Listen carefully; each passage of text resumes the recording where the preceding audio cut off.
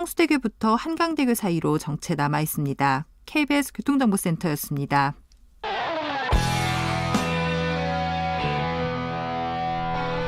스치기만 해도 똑똑해진다. 드라이브 스루 시사 주진우 라이브.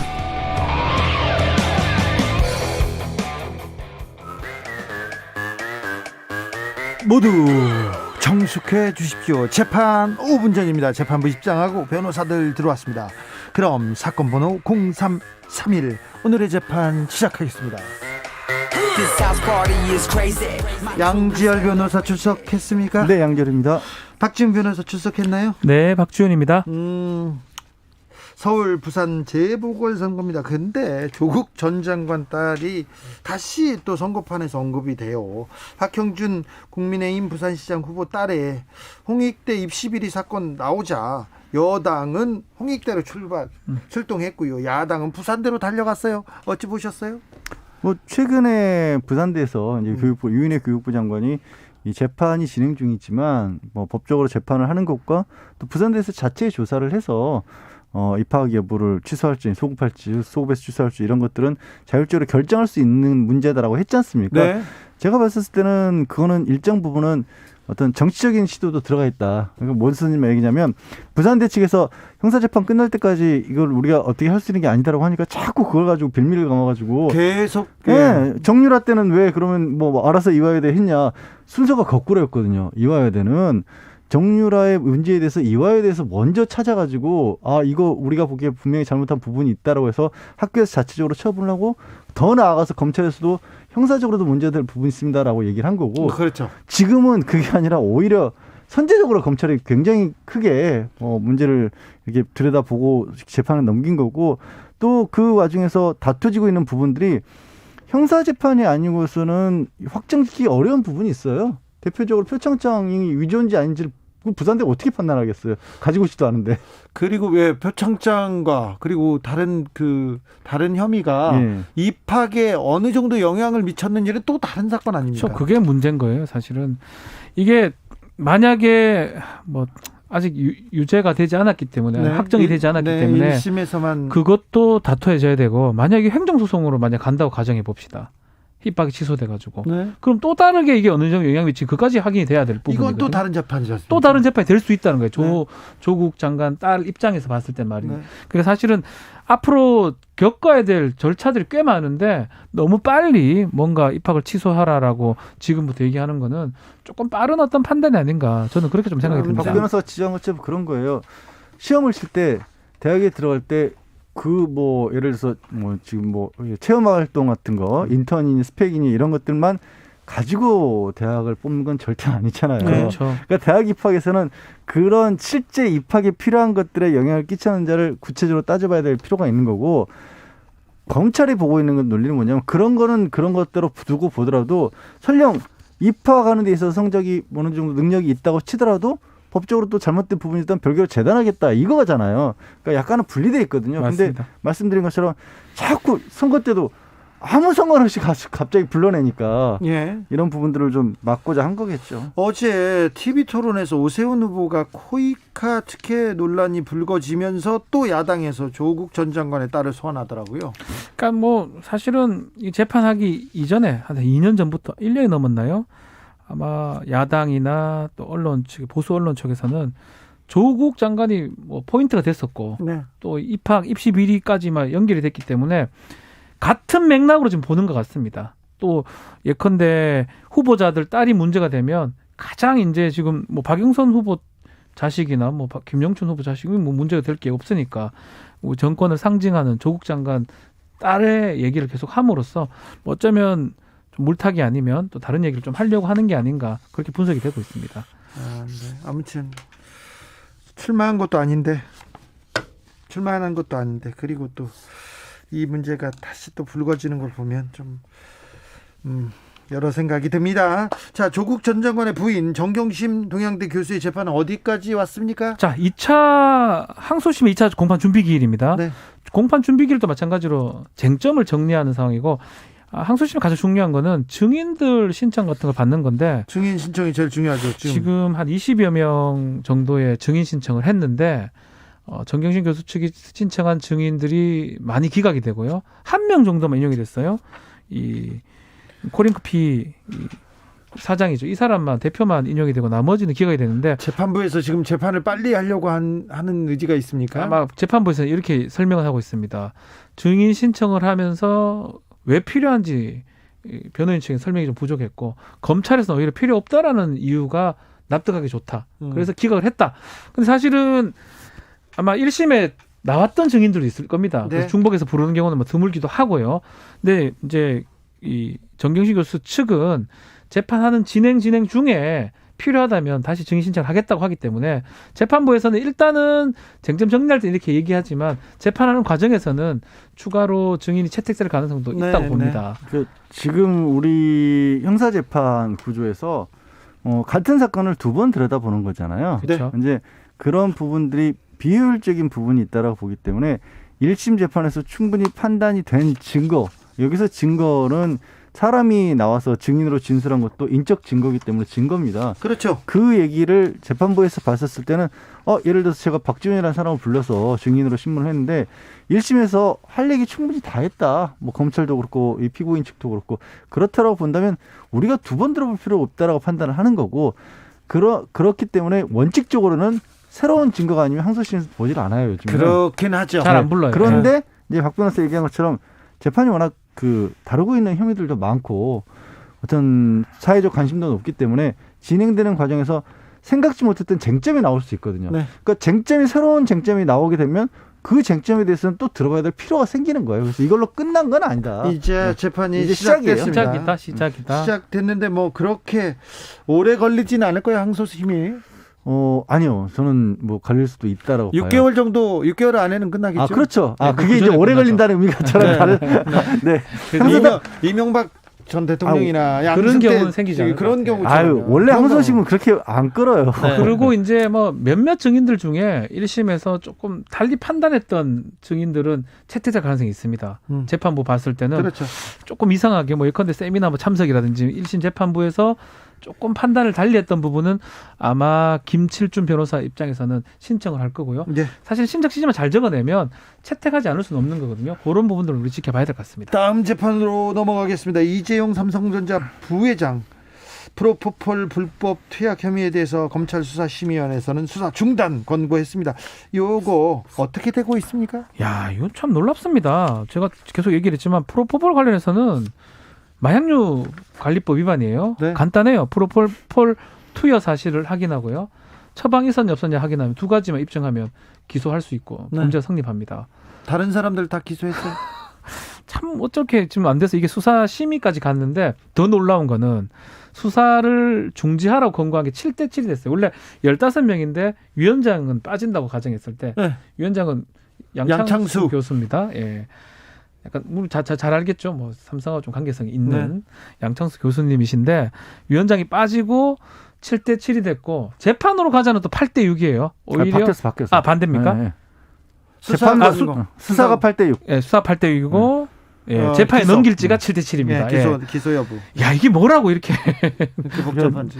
쟁점이 되게- 되는지. 되게 희한해요. 진짜 박 변호사 얘기한 것처럼 이게 향정시성 의약품. 네. 프로포폴을 처방 없이 맞았냐 안 맞았냐 이거잖아요. 네.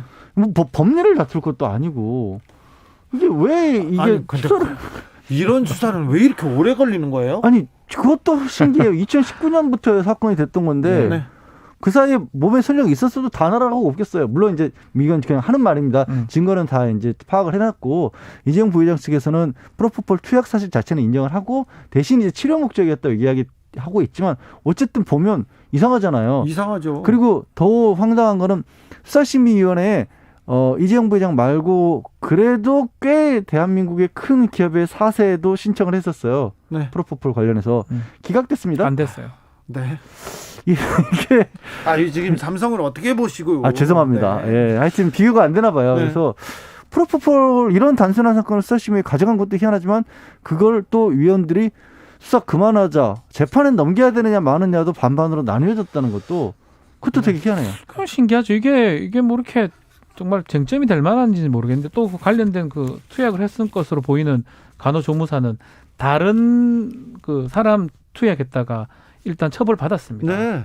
그렇다면 추측이 가능하고 추정이 가능한 거기 때문에 일단은 재판해서 다투면 되는 건데 이걸 수사 심의까지 가고 재판도 받기 싫다고 계속 얘기하는 삼성에서 주장하고 있는데 그러면 또 검찰에서 심의위원회를 열어주는 것 자체가 너무 좀 그렇죠.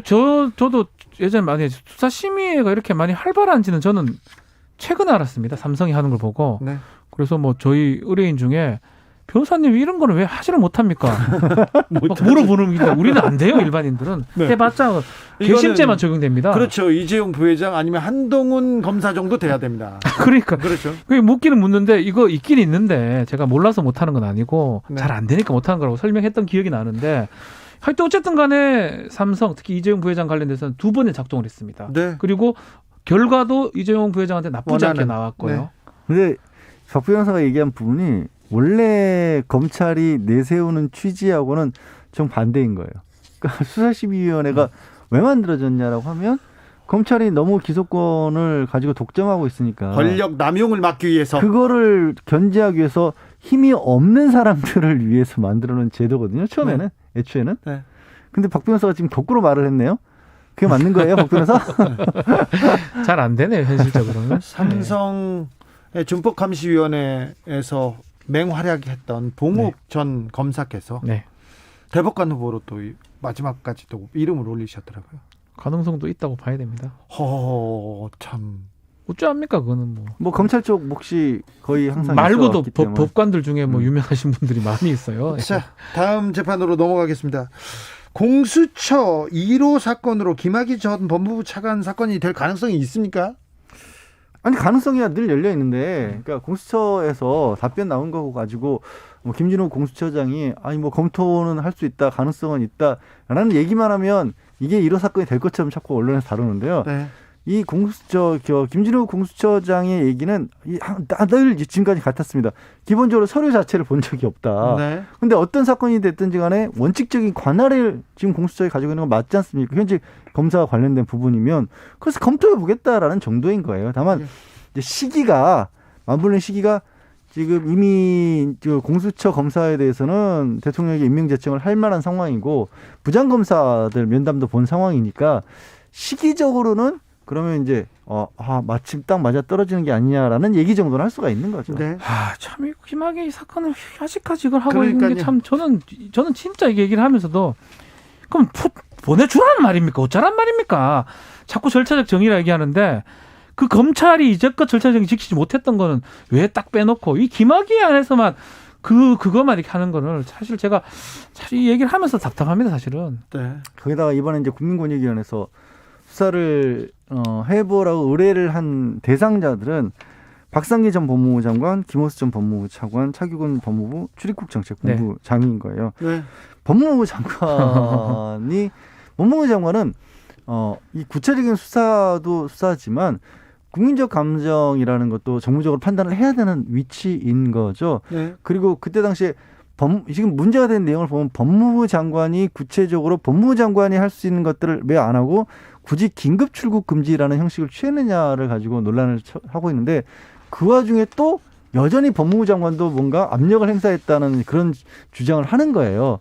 이것도 제기한 분이 현직 검찰인 걸로 강력하게 추정이 되는 상황이죠. 네, 네. 그러니까 이것도 아까 조금 전에 수사심의위원회도 마찬가지지만 힘이 없는 사람들이 이용하라고 만들어놓은 제도를 위원회인데 그거를 현직 검찰에 있는 분이 스스로 수사권도 가지고 강력한 힘을 가진 분이 그걸 이용해서 뭔가 사건을 만든 게 아니냐라는 의혹이 있는 거죠. 지금. 어쨌든 그 세 사람하고 또 이성영 씨 검장은 이미 갔다가 지금 돌아간 상황이다, 검찰에. 그래서 이 공수처가 좀 만약에 구성만 돼 있으면 하겠죠. 근데 지금 말한 것처럼 인력이 없어요. 물적 시설도 없고요. 지금 검사들 뽑고 있어요. 예, 지금 면접도 아직 안 했다고 제가 들었거든요. 네.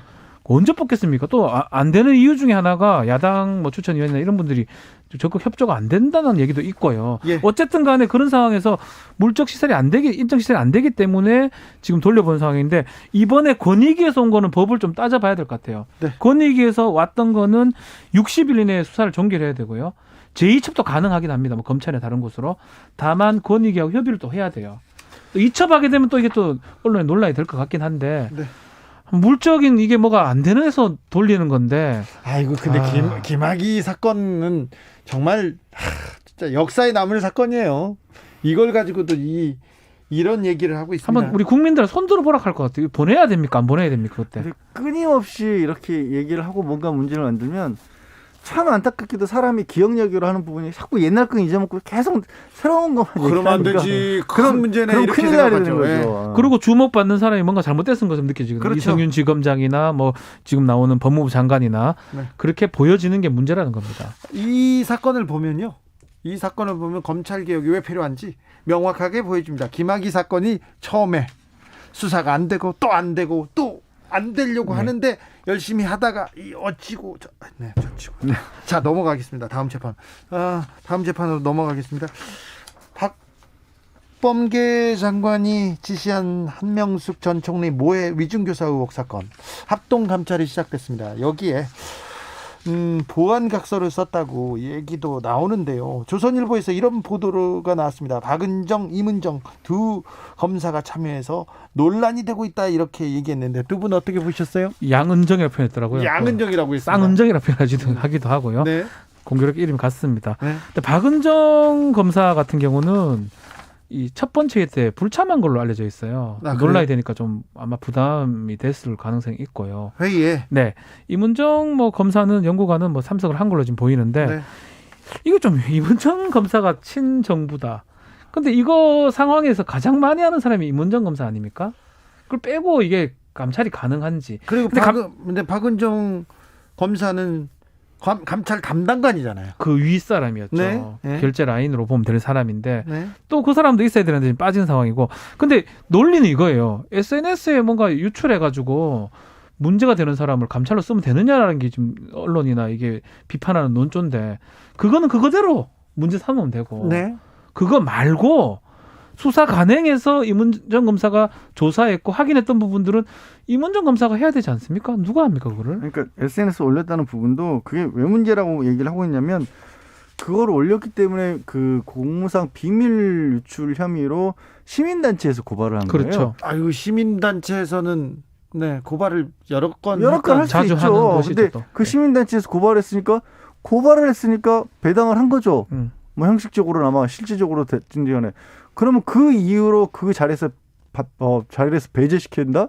그러면 대한민국에서 아무것도 못해요. 공무원들 무조건 고발시킨 다음에 제 말이 그 말인 거예요. 그대로 하면 돼요 그냥. 아니 그럼 검사 중에 고발당한 사람이 한둘입니까? 아유, 윤석열 많죠. 고발당했죠. 이성윤 다 당했어요, 고발당했죠. 지금. 한동훈 다 당했죠. 그럼 다 그만둬야 돼요? 그러니까요. 그러니까 이건 논리가 될 수가 없죠. 논리가 안 맞죠. 그럼 그 건대로 하면 돼요. 그대로 진행하면 되고 이 지금 수사 관행이나 이 지금 이번에 감찰하는 과정에서 직무 배제시켰다든지 아니면 또 뭐 보안각서 위반했다든지 아니면 뭐 엄검사 출석시켰다든지 또 아니면 서울중앙지검 인권감독관에 배당했던 부분 이런 과정에서 뭔가 문제가 있는 거 이 부분을 밝히려면 가장 많이 하는 사람이 이문정 검사인데 있어야 되는 거 아닙니까 당연히? 합동 감찰 잘 진행될 수 있을까요? 검찰 망신 주기 하려는 것 아니냐 이런 비판도 있습니다. 저는 이게 애초에 이제 한명숙 전 총리 사건을 들여다보는 것 자체를 가지고도 그런 식으로 얘기를 하는 분들이 있었는데 검찰 내부에서도 이런 얘기를 하더라고요. 근데 이문정 검사 더 나가서 이문정 검사 저기 한동수 대검 감찰 부장 더해서 그럼 박은정 감찰 연구관까지 포함합시다. 네. 한 3-4명 정도 그 밑에 수사관 몇 분들 계시겠죠. 그분들이 2,000명 넘는 나머지 검사들을 망신 주기를 할 수 있어요. 없는 일을 가지고 현직에는 저 고위직에 있는 검사들인데. 이분들도 검사예요. 그러니까 이분들도 검사들이지만 나머지 상대하는 분들이 훨씬 많고 훨씬 세잖아요. 그렇죠. 네. 그리고 잘못했다가는 그 사람들 다 큰일 날 수 있습니다. 없는 사실 만들어내면. 없는 사실을 만들어서 무슨 누명 씌고 이거 어떻게 해요? 저는 오히려 차라리 이 참에 이런 얘기 나올 바야 검찰이 그냥 두 사람만 시키고 제대로 해봐라 하면 안 됩니까? 그렇죠. 그러니까, 오히려 이런 사람들이 의지가 있는 사람들한테 맡겨놓고 너희들 해봐라. 그렇지. 그런데도 안 나오잖아. 그럼 차라리 할 말이 있는 거 아닙니까? 이걸 왜 안 맡기는지 이걸 모르겠어요. 저는 진짜 이해가 안 가요. 네. 이게 재판도 아니고 이제는 감찰인데 별것 아닌데. 오히려 국민적 의혹이 있으니까 오히려 더 세게 하고 더 낱낱이 국민들한테 보여줘가지고 의혹을 지우고 가는 게 그게 맞는데요. 검찰을 위해서 이게 저희는 생각하는데 다른 생각들 하시는 것 같아요. 검찰 내에서는 달리 보는 것 같아요. 이게 그러니까 뭐 조사를 받는 것 자체가 뭐 망신이다 무결성의 생각하는지요. 흠집을 내는 게 아닌가 그렇게 생각하는 아니 것 같아요. 정말 큰 일이잖아요. 우리 그냥 한 가지만 더 얘기하면 이춘재 사건 누가 망친 겁니까? 경찰도 문제지만 그 와중에 검찰도 문제인 겁니다. 네. 윤석열 씨가 억울하게 지금 형사를 다 한 거잖아요. 네. 그거랑 이거랑 다른 게 뭐가 있습니까? 그렇죠. 그리고 또 좀 문제가 있었던 의혹이 있었던 사건은 좀 더 열심히 감찰하고 그래서 국민들한테 보여주는 게 오히려 맞습니다. 미래를 가기 위해서도 이것도 맞아요. 좋은 검사라는 또 반증이네요. 박은정이, 임은정이. 뭐 그렇게 얘기하기는 그렇지만 어쨌든 간에 망신 주려고 하는 건 아니라는 걸 저는 진짜 얘기하고 싶습니다. 아, 그렇죠. 검사가 망신을 주려고 감찰을 한다. 이거는 네, 동의할 수 없습니다. 그분들도 검사고요. 네, 네. 그분들도 동의하지 않을 겁니다. 재판 여기까지 할까요? 네. 네. 재판은 많아요, 참. 그죠? 세상이. 네. 재판 5분 전 양지열 변호사, 박지훈 변호사 오늘도 감사했습니다. 네, 고맙습니다.